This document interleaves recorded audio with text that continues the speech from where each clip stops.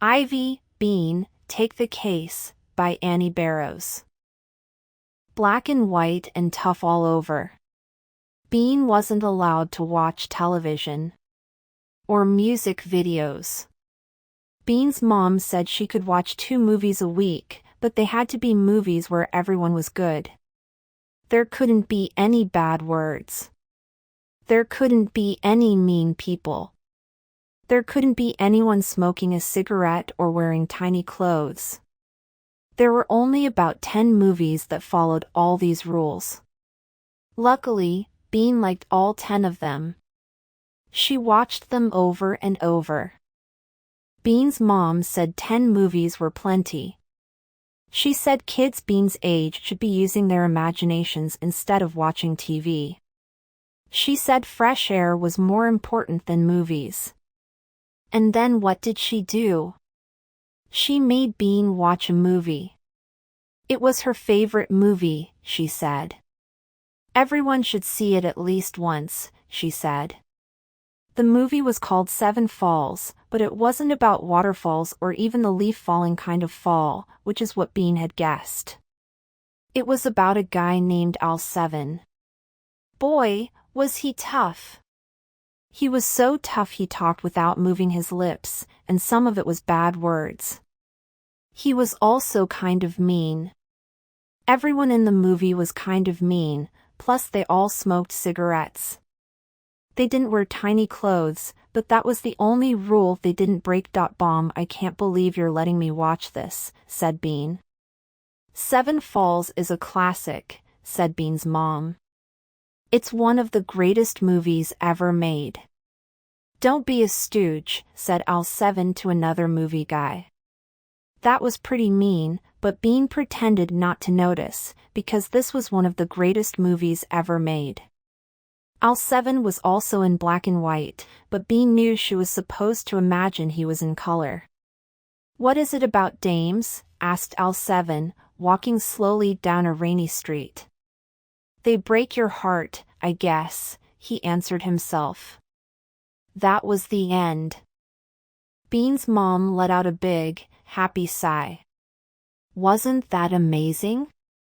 Did you get it? Get what? Bean wasn't sure, but she nodded. I'm going to be just like Al 7 when I grow up. Her mother raised one eyebrow. You'd better not be. But then again, why wait, thought Bean. She could start being like Al 7 now. She slumped over and put her feet on the coffee table. Would I say we watch it again, pal? She said. Her mom raised both eyebrows. What I say is don't call me pal and take your feet off the table. That hadn't worked. Bean took her feet off the table. Dames, she said sadly. They break your heart. Her mom's eyebrows were almost inside her hair. Oh dear, she said. It took Bean a long time to go to sleep that night.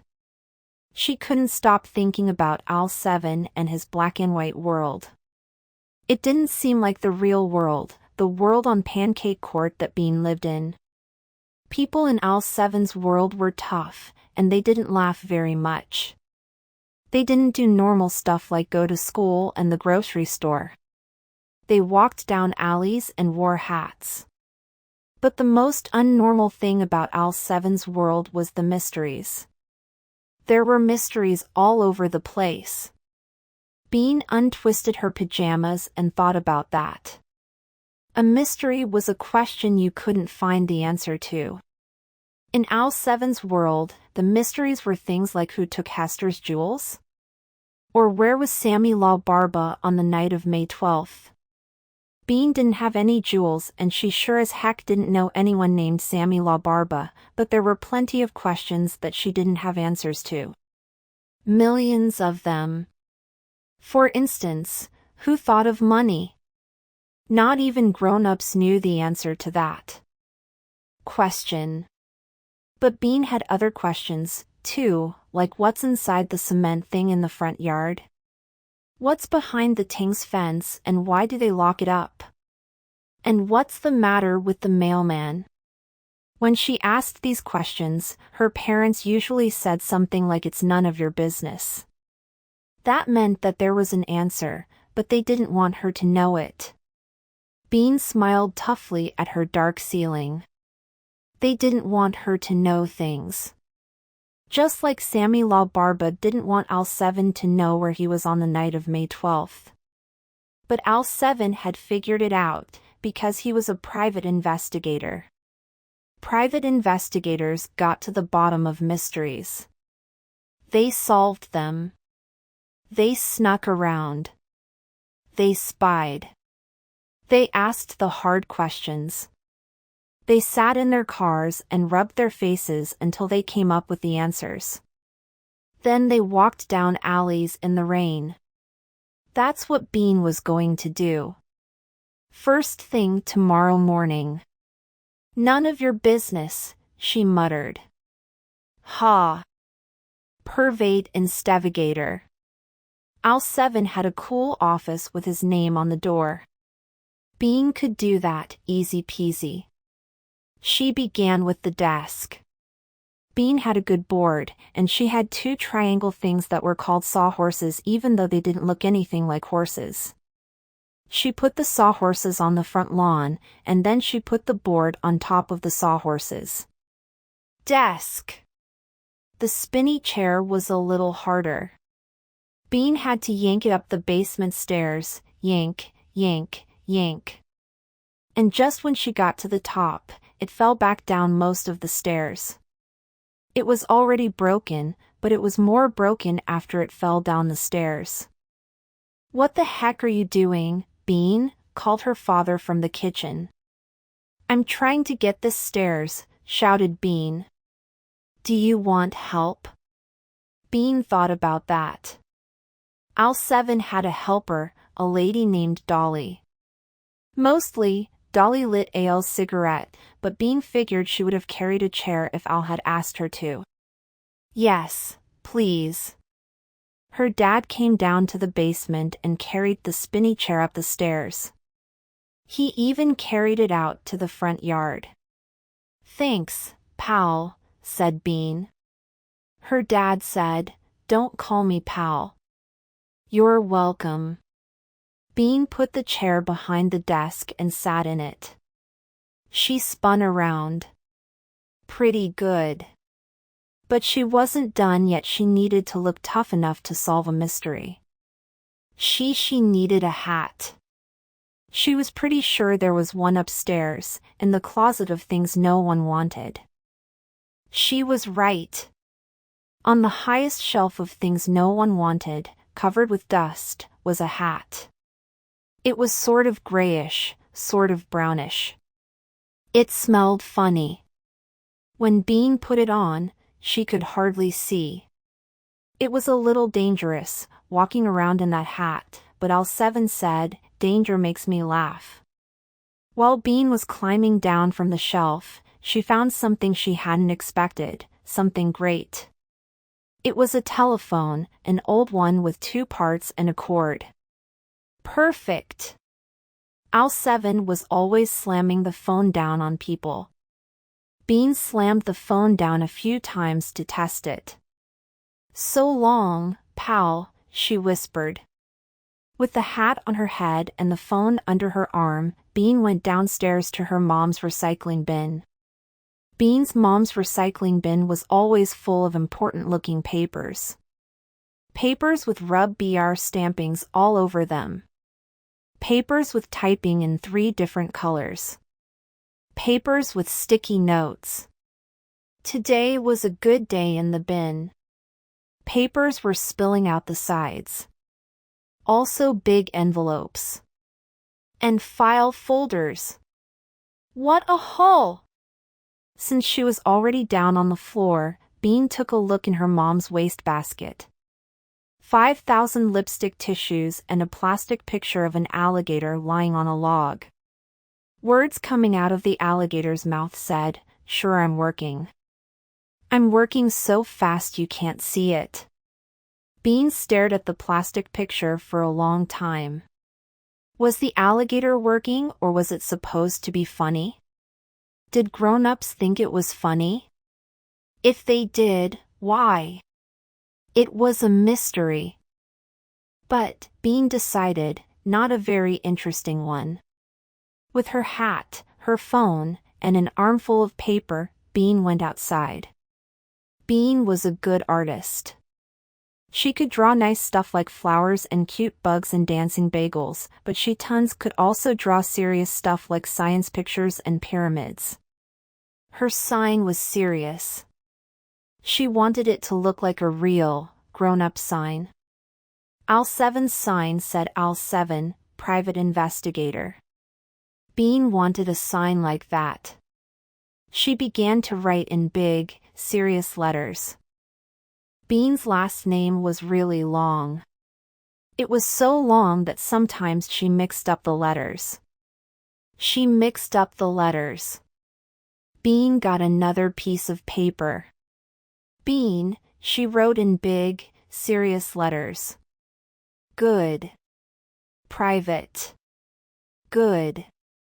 Investigator. Oops. Instigator. Bean got another piece of paper. Bean.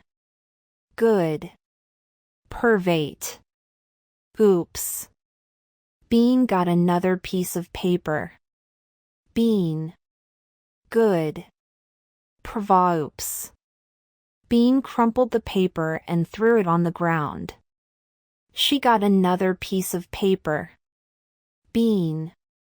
Good. Good. Good. Done. Phew. Bean taped her sign to the plum tree. She put her hat on her head. She put the papers and file folders on the desk. She made her eyes into slits and looked around Pancake Court. She watched Jake the teenager walk out of his house with a gigantic shopping bag. So long, pal, she muttered. She picked up the phone and slammed it down. She was tough. She was ready. She was ready for her first mystery. Undercover job. In front of every house on Pancake Court, there was a yard. Then there was a sidewalk. After that came the curb, and then came the street. At the front of every yard, near the sidewalk, there was a little cement rectangle. Every house on Pancake Court had one of these little cement rectangles in front of it, and every little cement rectangle had a small hole in it. Bean had known this for years. But what was under the rectangle? Bean didn't know. It could be a tunnel that led to the center of the earth. It could be anything. Bean crouched over the little cement rectangle in front of her house and peered into the hole. No good. She couldn't see anything. She lay down on the grass and put her eye over the hole. Nothing but darkness. What's down there? Said a voice. Yikes, squawked Bean, flopping over like a pancake. It was Ivy, leaning over her.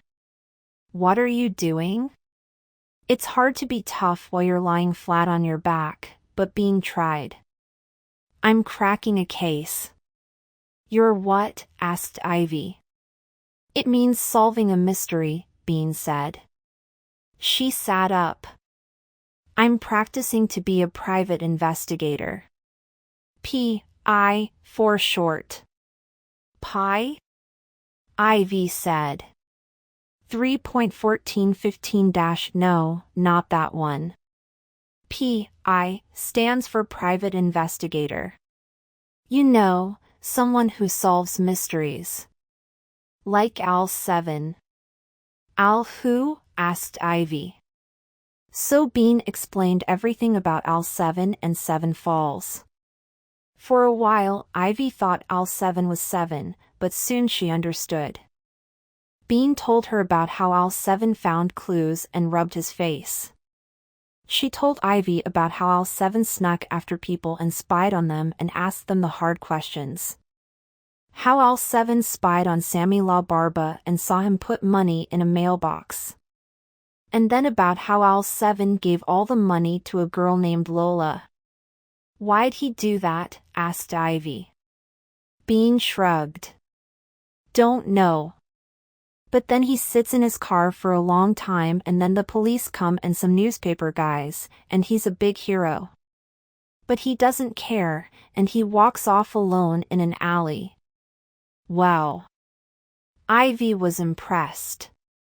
So, Bean said, I'm going to be a PI, and I'm going to solve mysteries. Ivy looked around Bean's front yard. What mystery are you solving now? The mystery of what's under the cement rectangle, Bean answered. Hey!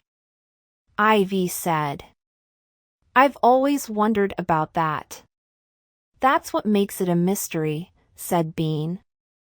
She rolled over and looked into the hole again. I was trying to see into it, but it was too dark, so now she hooked her finger into the hole. It's slimy. But Al 7 wouldn't let a little slime stop him, and neither would Bean. She pulled.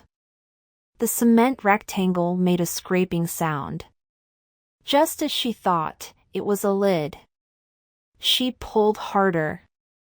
More scraping. She pulled really hard. The cement rectangle popped upward. Wow, said Ivy, bending over the rectangle in the grass. Underneath the cement lid, down below the grass, there was a rectangular space full of slime. In the middle of the space stood a gray machine with a dial on it. Pipes came from its sides and disappeared into the ground. Hey, look at that! It was Sophie South from down the street, bending over Bean. I always wanted to know what was under there. The mystery of what's under the cement rectangle has now been solved, Bean said. It felt good to have an answer. Sophie S. peered down into the hole. You think the same thing is inside all of them? There's only one way to find out, said Bean the P.I. Special delivery. All around Pancake Court, rectangular cement lids lay beside slimy cement holes. I don't think it counts as a mystery, said Prairie. She was 9. She argued a lot. Sure it does, said Bean. It was the mystery of what's under the cement rectangle. I solved it. I feel a lot better now that I know for sure there aren't monsters in there, said Sophie S. It's not mysterious, argued Prairie. It's just pipes in the dirt. The nerve! Bean made her eyes into slits. Look, I'm almost a private investigator, so I know about what's a mystery and what's not. Prairie made a snorty sound. Hey, Dino, she called as he zipped by on his skateboard. Guess what Bean and Ivy are doing? He skidded into the grass. What? We're solving mysteries, said Bean firmly. Dino looked around. What mysteries? Bean looked at Prairie. The mystery of the sleeping mailman. SHH, whispered Ivy. They tiptoed down Ivy's driveway and stuffed themselves behind a bush. Very carefully, they leaned out and looked toward the mail truck parked at the curb. Inside, the mailman was lying across the 2 front seats. His eyes were closed. His mouth was open. He had earphones in his ears. I don't see what's so mysterious about him, said Prairie. He's just sleeping, hell he does it every day, whispered Bean. He whizzes around Pancake Court, parks in front of Ivy's house, and falls asleep for 2 hours. Why does he sleep in the middle of the day? It's a mystery. Prairie looked doubtful, but Bean didn't wait for her to argue. She moved silently to a tree near the mail truck and beckoned for Ivy to follow her. One by one, Ivy and Sophie S. and Dino and Prairie came to her side. Together, they watched the mailman breathe in and out. Bean remembered how Al7 had given a big sigh and walked toward Sammy La Barba. Bean pulled down her hat, gave a big sigh, and walked toward the mail truck. Silently, she stood at the open door of the truck. The mailman breathed in and out. Silently, the other kids gathered around her. The mailman breathed in and out. Silently, Bean bent down to look at the mailman. What was the matter with him? The mailman breathed in and out. Silently, the other kids bent down to look at the mailman. What was the matter with him? The mailman's eyes clicked open. He screamed. But now we know, Bean was saying. We didn't know before, and now we do. He's just tired because his baby cries all night, said Prairie. It's not very mysterious, agreed Dino. Ruby and Trevor, who lived down the street, nodded. They'd come outside when the mailman screamed, but they didn't think a sleepy mailman was mysterious either. Ivy's cheeks got pink. Look! No one knew why he slept in his truck. Now we know. The mystery was solved by Bean, P.I. Prairie shook her head. Fine, said Bean. I'll solve my next mystery alone. With Ivy. What's the mystery? Asked Sophie S. I can't tell you, but it's a good one, said Bean, crossing her arms. A really good one, added Ivy. Very mysterious and strange. Strange? Said Sophie S. Really? Bean frowned. It wasn't exactly strange. Yeah, said Ivy. So strange it would make on your hair stand on end. Trevor made an I don't believe you noise. What is it? So mysterious that your skin would crawl, Ivy went on. Bean looked at her, worried. Their skin probably wouldn't crawl, exactly. So incredible dash what? Yelled Trevor, Ruby, and Prairie at the same time. The Tangs! Bean shouted. What do they keep locked behind their fence? There was a silence. I've always wondered that, said Trevor. It was a beautiful garden. There were flowers everywhere, roses and big blue things that Bean didn't know the name of. There was a cherry tree with shiny red cherries on it. There was a stone lion and a table and a white bench where the Tang's cat snoozed in the sun. There were even artichokes with purple tops growing on stems. Bean had never known that artichokes grew on stems. It was pretty. It was nice. But it was not mysterious. Or strange. Or incredible or skin-crawling. Bean climbed down the chair on top of the other chair on top of the table. Slowly, she turned to face Ivy, Sophie S., Dino, Prairie, Ruby, and Trevor. What's up? Things were not going the way Bean wanted. Dino pulled a blade of grass from the lawn. Look, he yelled. It's the mystery of the piece of grass. Sophie S. kicked off her flip-flop. Oh my gosh! It's the mystery of the missing shoe. Prairie held her finger in front of her face. I see a mysterious hand. Bean felt herself get hot and embarrassed. No one laughed at Al7. She was doing exactly what he did.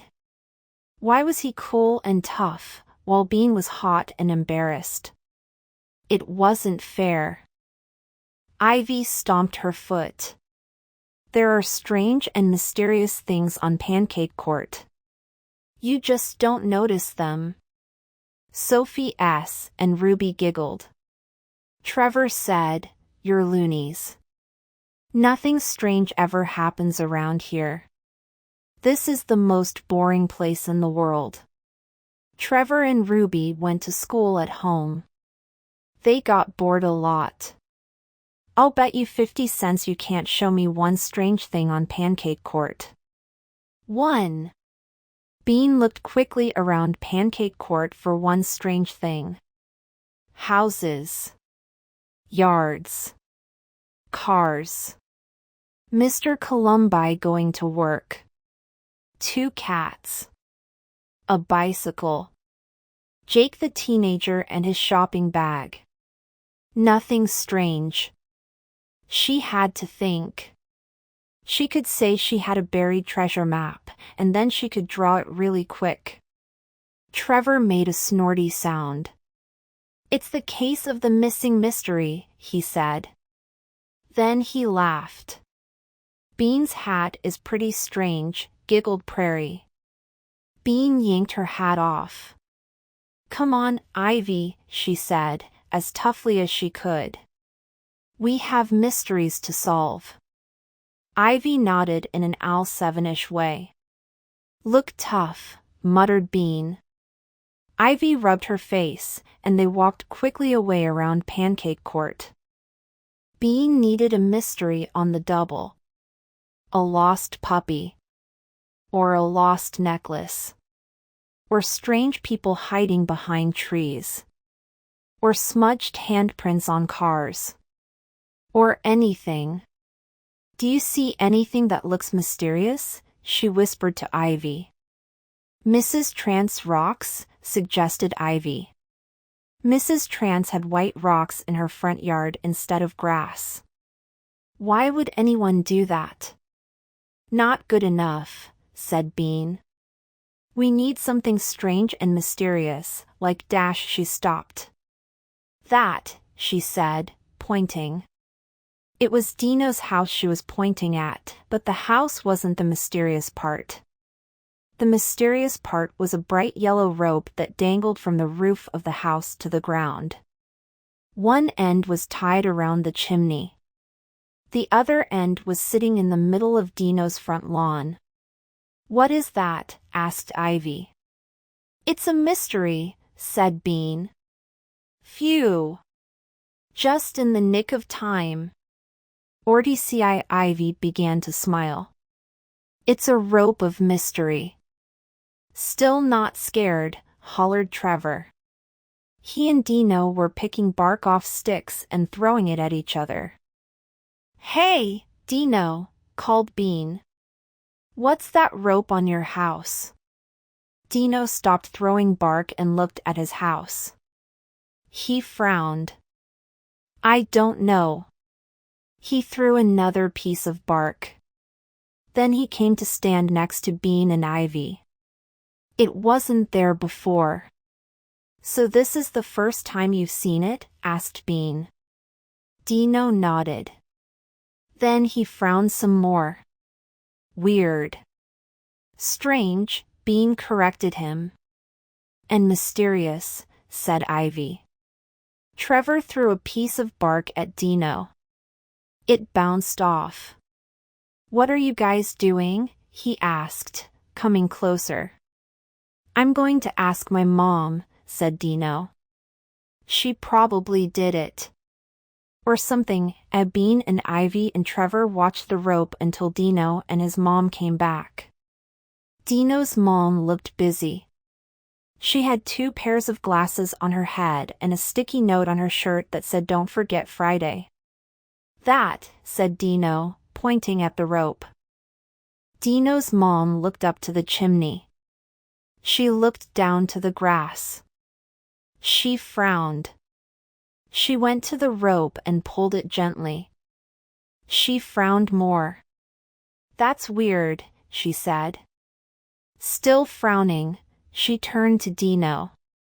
If you went up on that roof, there's going to be trouble, young man. I didn't do it, yelped Dino. If I did it, I wouldn't ask you about it. Right. Sorry. His mom shook her head. I have no idea what it is. I didn't put it there. I